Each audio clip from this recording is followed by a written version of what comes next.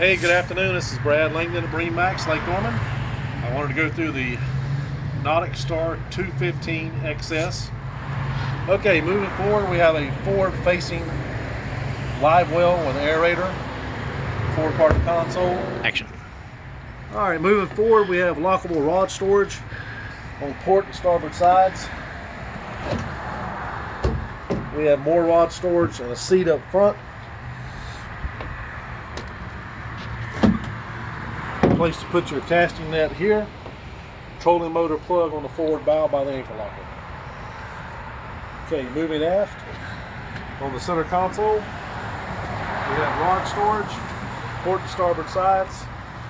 We have a Edson wheel with steering knob, and a 7-inch Simrad touchscreen, lockable glove box, analog gauges, trim tab switch, stainless steel breakers, cooler located underneath the seat, also a lockable storage area underneath the console. Moving aft, we have flip-up seats. There are 3 back here. They also have locks on them, so they don't flip up whenever you're riding around the lake. And we have a 150 outboard engine. Come see us at Lake Norman.